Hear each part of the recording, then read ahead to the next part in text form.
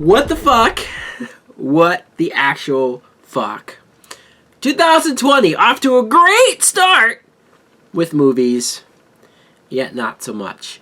What's up, everybody? My name is Mike Brown, aka Review King MB, and I just got done watching The Grudge!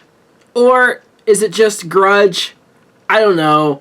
It's one or the other. Either way, it is a 2020 horror film. It's yet another remake or reboot to the original Japanese film, and then it was remade in like 2004, so now it's being remade again, because why not? We're so original, Hollywood. Let's just regurgitate a property. I'm not even just talking about horror. I'm talking about in general. All these properties, all of these franchises being remade, being redone, just because we're creatively bankrupt.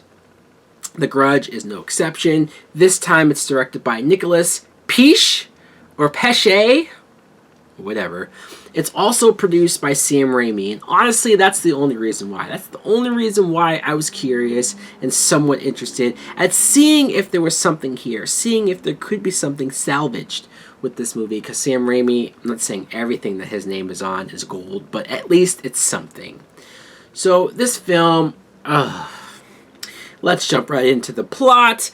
Andrea Riseborough plays a detective who is investigating this case. You see that there are murders going on. It's all connected to this house, this haunted house, cursed house. When people enter the house, they get the curse put on them. Obviously, that Grudge ghost comes after them.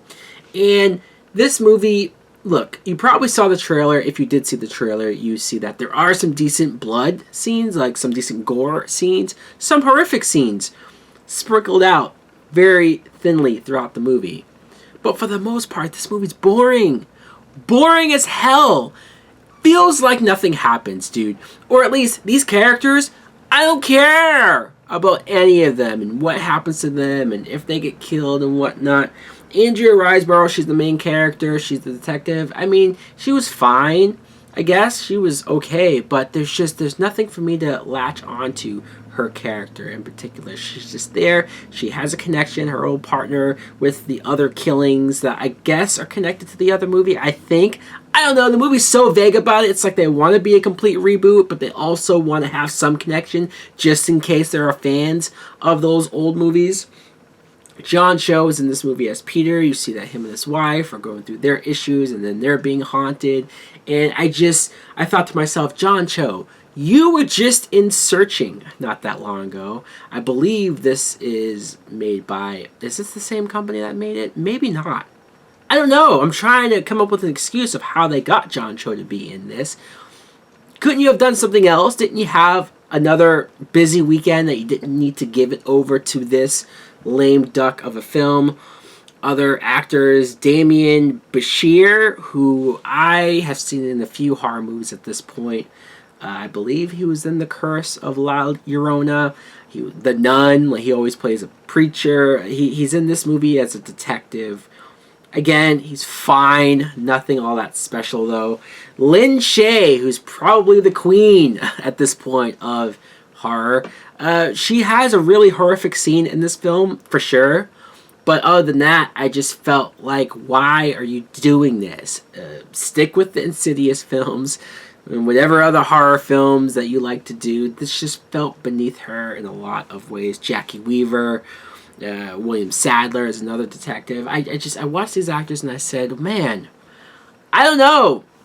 I don't know how they read the script and seemed interested by it. Maybe you're going to have a situation where there's a 3-hour cut of this movie, because a lot of this movie was boring, tedious, a lot of jump scares. I mean, I lost count over how many times characters were looking around in the dark and something would creep out, or something would jump out, or things walking around in the background. It's like, we are so past this with horror. We've had so many smarter and scarier, but not because of jump scares. I mean actual psychological messed up stuff. That this is bottom of the barrel. This type of scares are nothing. This is going to scare a 12-year-old and that's it. And you're rated R, so there's no excuse. It's not like it's a PG-13 horror movie. You can't use that excuse.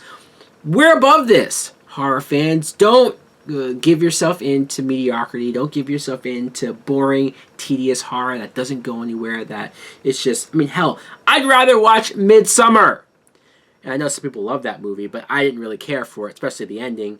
I'd rather watch that. I'd rather watch Hereditary. I'd rather watch all these other horror movies that I give crap for or that I have issues with, that I hate the endings for, because at least I can enjoy things about it. This left nothing really for me to attach to. This left nothing for me to care about. I didn't care about the characters. I didn't care about the scares, the ghosts. I didn't care about a lot of this movie. I'm going to give it a, yeah, this is a fuck you.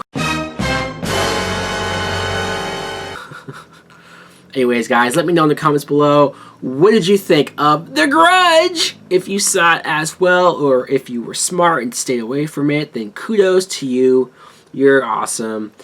Ugh, not a good way to start the year, but let me know what you guys would like to see, not only as far as reviews go, but for my channel. I'm thinking about maybe starting live streaming. I'm still trying to figure out the kinks, figure out the works, figure out a webcam of sorts.